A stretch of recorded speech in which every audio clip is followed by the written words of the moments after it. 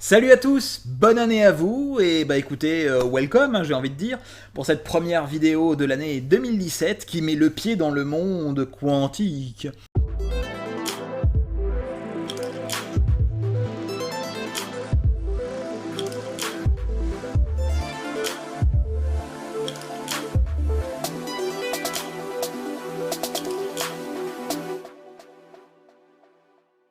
Alors attention, ce monde quantique pourrait vous sembler étrange et contre-intuitif, mais en fait, la physique, de façon générale, qu'elle soit classique ou quantique, est généralement contre-intuitive. Alors un peu plus, un peu moins.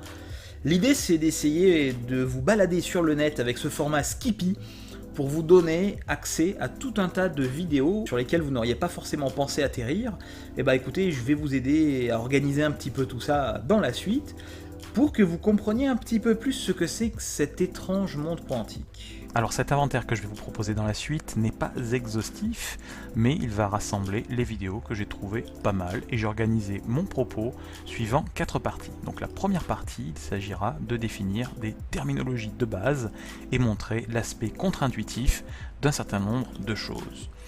La deuxième partie va se concentrer sur la construction de la mécanique quantique. Donc il va y avoir à la fois de l'historique et du contenu pour comprendre complètement quelle est notre description de la matière à l'échelle de l'infiniment petit aujourd'hui. Dans la partie 3, je donnerai quelques applications concrètes au jour d'aujourd'hui, le laser, etc. Et dans la partie 4, je donnerai quelques liens vers où approfondir ces connaissances.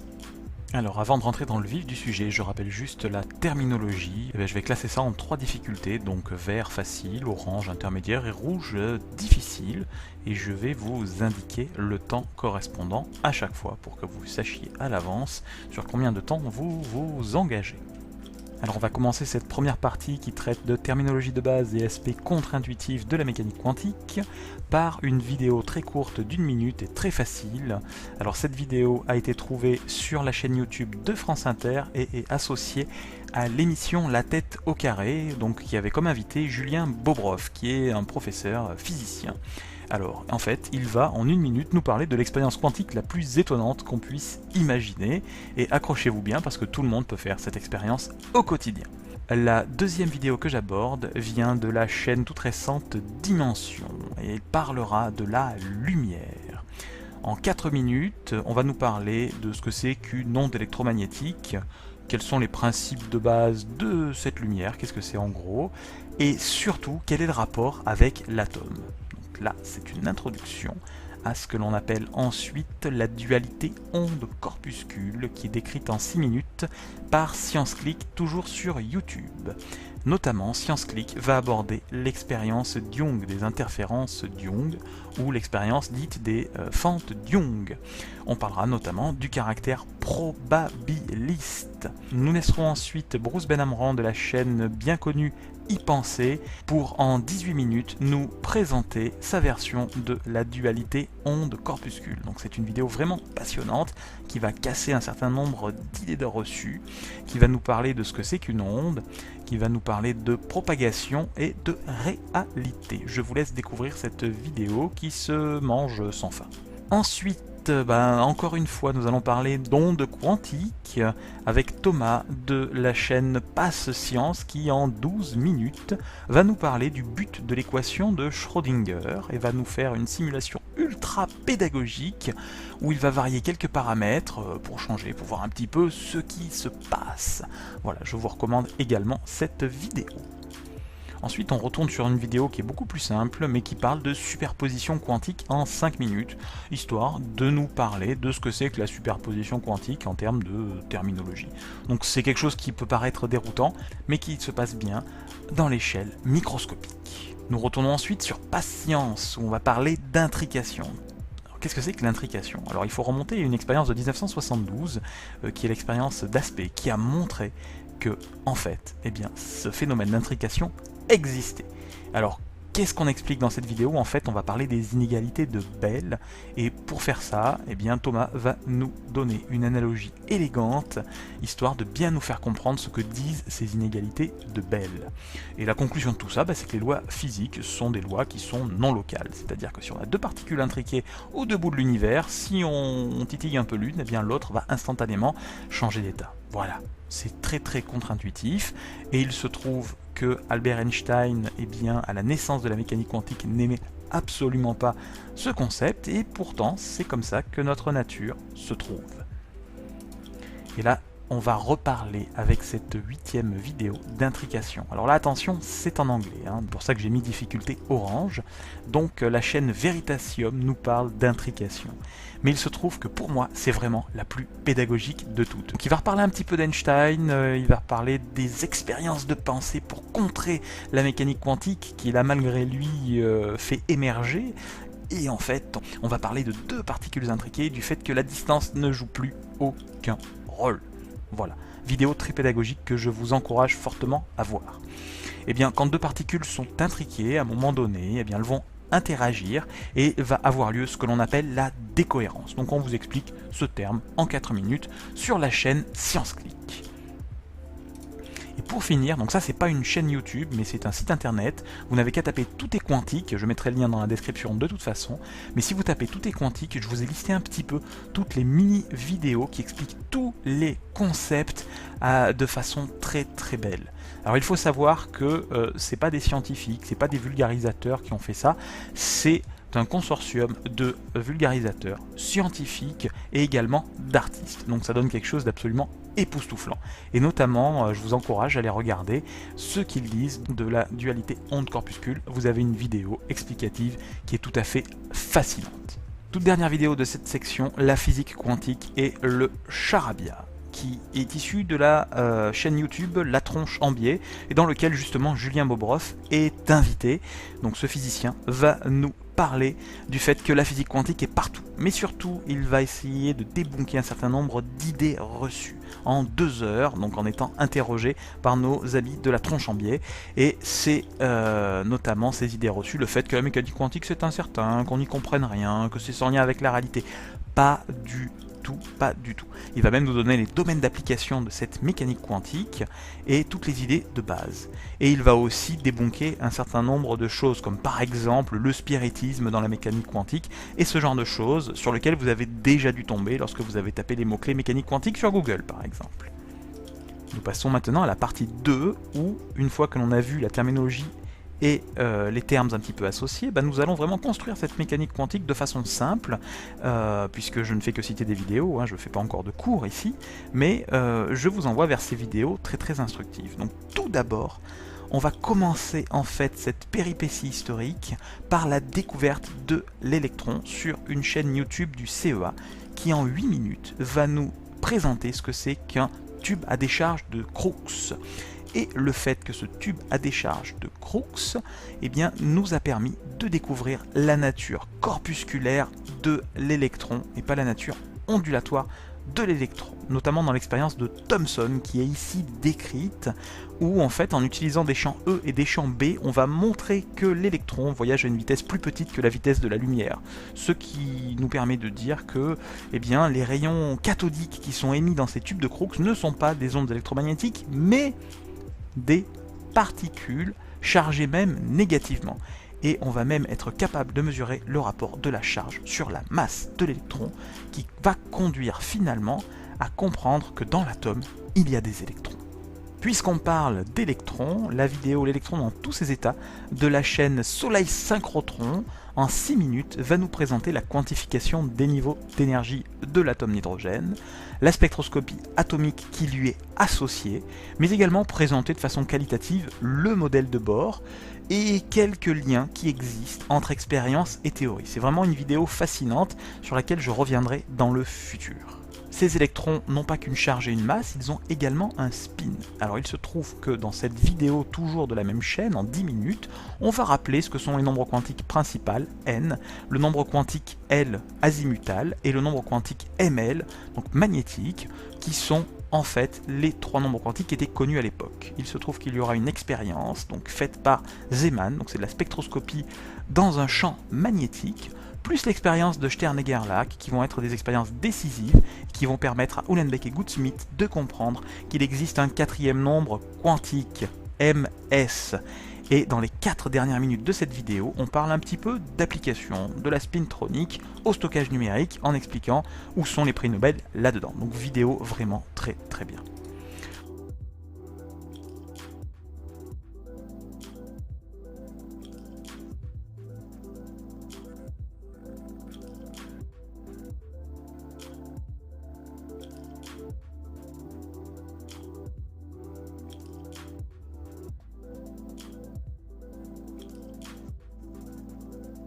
Ensuite, on va attaquer dans du un tout petit peu plus sérieux en point de vue concept. J'ai pas mis du orange parce que c'est vraiment très très bien expliqué, donc sur la chaîne YouTube Science Étonnante, où on va parler en fait de 7 idées clés de la mécanique quantique. Elles sont présentées ici sans formalisme, donc vous pouvez tout à fait comprendre sans problème. Il s'agit des principes de superposition, indéterminisme de la mesure, réduction des états quantiques, dualité onde-particule, l'effet tunnel, quantification des propriétés physiques et le principe d'incertitude de Heisenberg. Tout ça est détaillé, donc c'est vraiment louable. Ensuite, donc ça c'est une vidéo qui n'est pas sur YouTube, faudra aller la trouver sur Dailymotion, j'ai mis le lien dans la description, où en fait c'est une conférence de l'ancien directeur de l'ENS de physique qui nous parle donc du 1er siècle historique et des découvertes dans le monde quantique. Il se pose également la question de à quoi ça sert une expérience de pensée, puisque beaucoup d'expériences de pensée ont eu lieu à cette époque, notamment le chat de Schrödinger, mais en plus lui aussi va nous expliquer que finalement la mécanique quantique est en fait très très présent dans notre monde moderne, qu'il s'agisse de diagnostic donc par imagerie par résonance magnétique, d'ordinateurs, de semi-conducteurs, etc. Et il va même nous dire qu'une part non négligeable de l'économie mondiale est due à la mécanique quantique. J'aurais pu commencer par en fait cette diapositive, mais le fait que c'était une vidéo un tout petit peu compliquée, j'ai pas commencé par ça. En fait, on aurait pu commencer historiquement en parlant de corps noir. Qu'est-ce que c'est que le corps noir? Eh bien, cette conférence, qui est plutôt un cours en fait, va nous l'expliquer. Donc on part d'un contexte de Lord Kelvin en 1900, où on pense avoir compris tout un tas de choses, et en fait l'étude du corps noir va nous amener finalement à introduire la constante de Planck, la fameuse constante de Planck, et en quelques équations on vous explique tout ça. Cette vidéo est en fait une conférence qui a été enregistrée à l'université de Toulon, qui possède leur chaîne. Alors il y a quelques équations, j'ai mis du rouge parce que c'est un niveau universitaire, et c'est surtout une manière très très différente de ce qu'on peut voir habituellement de présenter la mécanique quantique. Et on la présente en fait parce que l'on appelle le principe de moindre action, en partant de Fermat, qui permet d'expliquer des choses en optique géométrique, qui est un truc vraiment bateau de première année, même vous le voyez carrément au lycée, pas le principe mais l'optique géométrique, et qui va jusqu'à Feynman, ce génie de Feynman. Donc cette conférence est vraiment très très élégante parce qu'en fait elle vous donne tous les noms, toute la construction qui a fait que finalement un certain nombre de choses ont pu se passer. Donc notamment je cite les noms de Maupertuis, Fermat, Lagrange, Hamilton, Feynman, avec leur formalisme mathématique qui n'est pas complètement expliqué ici, mais qui est clairement énoncé historiquement. On a une petite analogie entre l'optique géométrique et la mécanique qui est faite par Lagrange, Hamilton, et qui permettent finalement de montrer que tout ce formalisme mathématique qui est mis en place permet de réécrire et de finalement donner la mécanique quantique. On apprendra notamment que l'équation de Schrödinger, c'est pas un truc posé comme ça qu'on résout, mais c'est quelque chose qui se démontre. Et ça, dans un de mes ah ben ouais, j'y reviendrai dans quelques mois. Enfin, pour finir cette deuxième partie, je vous envoie sur ni plus ni moins que un site qui héberge 6 épisodes qui sont de Étienne Klein. Comment la physique quantique est née. Ça, c'est la question qui est posée, qui reprend un petit peu tous les éléments qui ont été vus dans les vidéos précédentes par la personne que l'on ne présente plus, Étienne Klein. Donc c'est à peu près 6 vidéos de 45 minutes chacune, mais elles valent vraiment leur détour parce que tout y est expliqué de façon très linéaire, très simple, et en fait on a l'impression de tout comprendre sans mathématiques. Donc ça, c'est le screenshot du site dont je vous mettrai le lien dans la description. On en arrive maintenant à l'avant-dernière partie et on va détailler quelques applications. Revenons sur un site que l'on a déjà vu qui s'appelle Tout est quantique. Sur ce site, on a tout un tas d'illustrations, notamment des applications. Par exemple, qu'est-ce que c'est qu'un métal, qu'est-ce que c'est qu'un isolant, le laser, l'effet tunnel, le graphène, ce matériau bidimensionnel aux propriétés électroniques formidables, et qu'est-ce que c'est que la technique pompe-sonde. Ça utilise des lasers, mais à quoi ça sert? Tout ça est expliqué en quelques secondes. Sur ce site, vous allez cliquer sur tout un tas de petites vidéos très bien faites et gratuites. Une des applications premières, vous en avez forcément chez vous, dans une chaîne stéréo par exemple, c'est le laser. Qu'est-ce que c'est que le laser? Eh bien, en 24 minutes, Fred et Jamy nous expliquent dans l'émission C'est pas sorcier de quoi il retourne. Les différentes caractéristiques d'un laser, le fait qu'il ait été imaginé par Einstein au départ, réalisé dans les années 60, et en fait, où est sa place dans l'industrie ou dans le monde du spectacle. Alors, pour information, il se trouve que l'émission C'est pas sorcier a été arrêtée maintenant il y a quelques temps, et en fait, un certain nombre de personnes de C'est pas sorcier ont créé une chaîne YouTube et un blog, l'Esprit, et un site internet, l'Esprit sorcier, que je vous encourage à aller voir. Il n'y a pas encore de vidéos sur la mécanique quantique qui ont été proposées, mais c'est vraiment une émission à ne pas rater. Nous continuons sur les applications et l'effet tunnel et on revient sur la chaîne Synchrotron Soleil qui en 4 minutes nous explique de manière ultra pédagogique que cet effet tunnel a donné lieu en 81 à la réalisation du microscope à effet tunnel qui nous permet véritablement de, entre guillemets, voir les atomes. On y parlera de probabilité de transfert d'électrons si une pointe est suffisamment proche de la surface, de l'ordre du nanomètre, quelle est la relation avec les incertitudes d'Heisenberg, et aussi quel peut être le lien avec Richard Feynman, qui a été à la naissance du monde nanométrique. On retourne discuter avec Julien Bobroff qui en 54 minutes sur le site Uniciel nous parle donc des aimants et du fait que ces aimants sont quantiques. Et en gros la question c'est de savoir pourquoi un aimant crée une force autour de lui. Quel est le rapport avec le spin? La réponse est tout. Et en gros, le magnétisme, en fonction de la température, qu'est-ce que cela devient? Donc cette vidéo est extrêmement pédagogique. C'est normal, c'est sur la plateforme Uniciel. Cette plateforme présente tout un tas d'autres ressources pédagogiques, notamment des cours. Et je vous encourage fortement à aller y faire un tour, surtout si vous êtes étudiant. Mais pas que, si vous êtes autodidacte aussi. Julien Bobroff parlera également d'applications, disques durs, etc. Nous allons parler, pour finir, parmi les exemples que j'ai choisis, il y en a tout un tas, mais j'ai choisi ceux-ci, revenir sur la chaîne Synchrotron Soleil, qui en 5 minutes, cette fois-ci, nous parle de la théorie des bandes, et en gros, répond à la question, pourquoi un matériau peut être soit conducteur, isolant ou semi-conducteur. Et en gros, on comprend que le fait d'être semi-conducteur, on utilise ça tous les jours, dans des capteurs, dans notre ordinateur, eh bien, c'est des propriétés quantiques. Sans avoir compris ces propriétés quantiques, on serait incapable d'utiliser ces outils aujourd'hui. Donc lorsque je vous disais que l'économie était gouvernée par la mécanique quantique, eh bien c'était pas complètement faux, puisque l'économie du numérique qui est prépondérante eh bien, est basée sur des socles quantiques. Donc ces explications ici sont vraiment très passionnantes.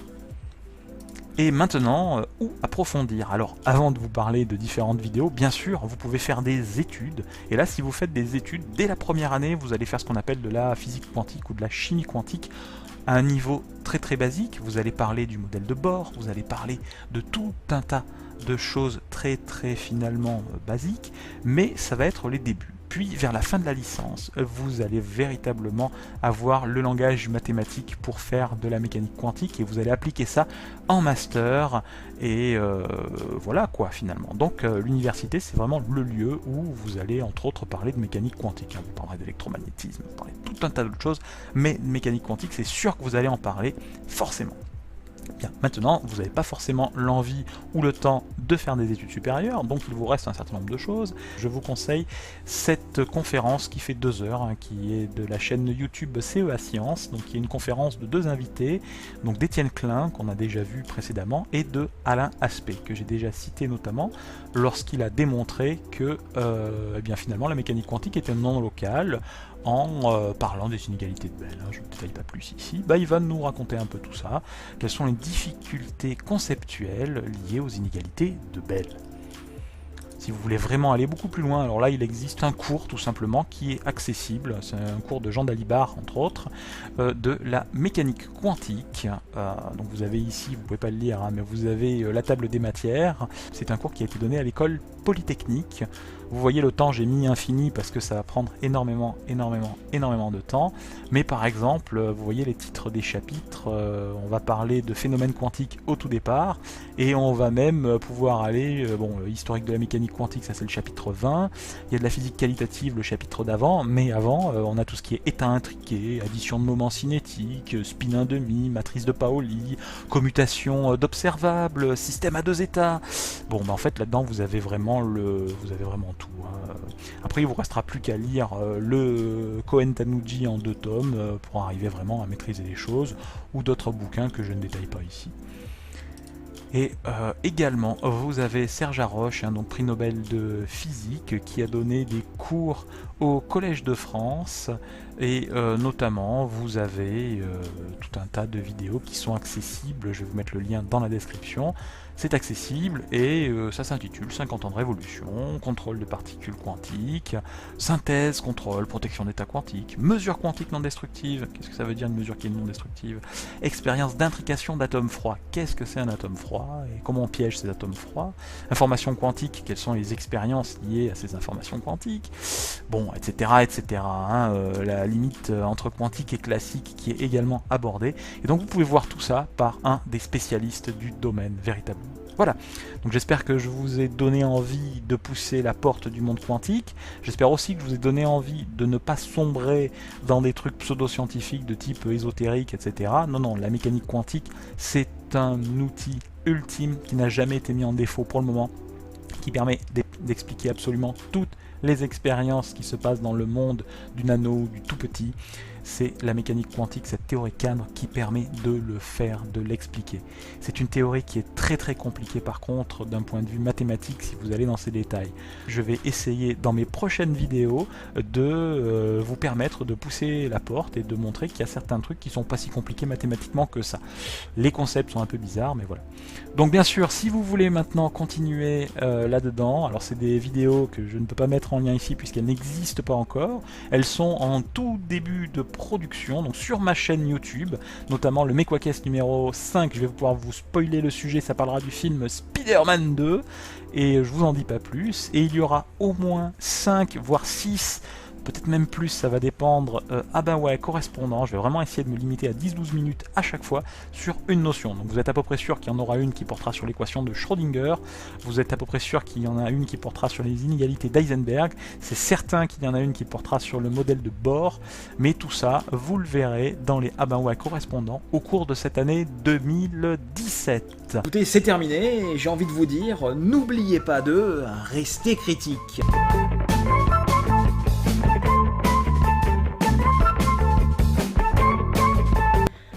Écoutez, voilà, nous...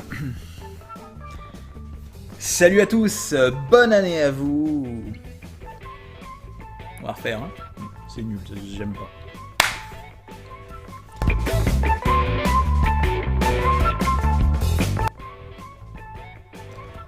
Bon, j'ai mis ça en boîte, je suis bien crevé, ça va. Ouais, ça va, je suis dans les temps, à 10 minutes près, c'est bon.